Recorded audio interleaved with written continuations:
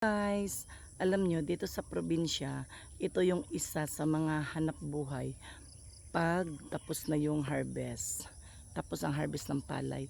Ito naman tayo, mag-harvest naman tayo ng mga munggos. Ayan guys, dito tayo. Dito tayo sa munggusan. Mag-harvest tayo dito ng munggos. Kasi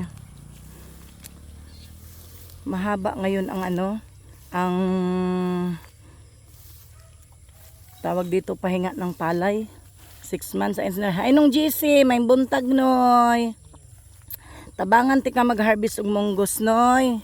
Para dali lang makuan ning mapuno imong balde.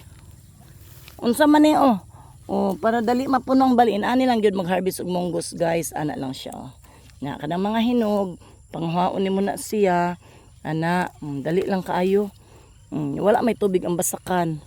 Nya ana na siya, butang nimo di sa balde, ana na may balde. Nya gwapo mang harvest og munggos kung kuan siya. Kanang sayo pa sa buntag.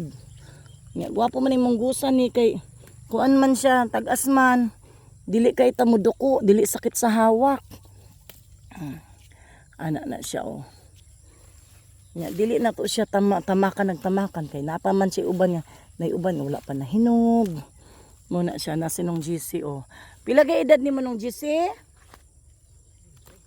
70 na siya sobra pero tanawa exercise gihapon siya.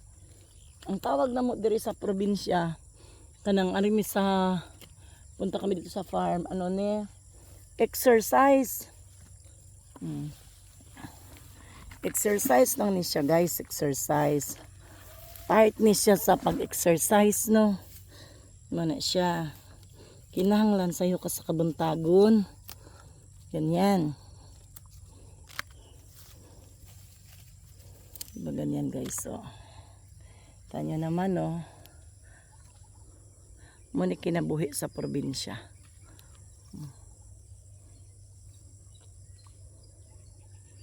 Kana di ang bukid ni nakita diha, guys. Mount Apo na siya. Sayo pa kaayo. Manang wala pa nagpakita si Mang Apo. Anak lang, guys, Muna kinabuhi.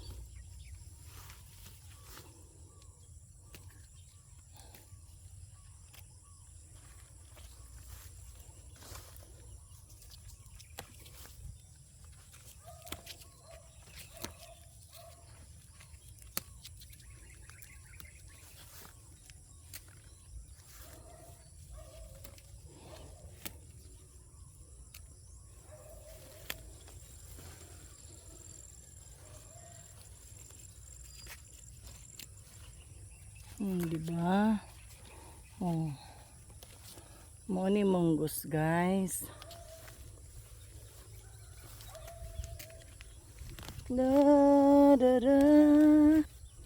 Mo ni siya, guys. Ang kinabuhi diri sa bukid. Ang kinabuhi sa bukid. Oy, kinsa man ning baldi diri nung imo hapod ni? Ay, kaya nining dahil ni.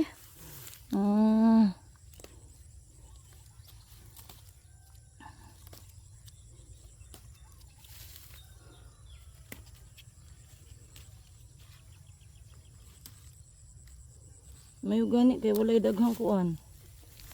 Walay daghang alamigas.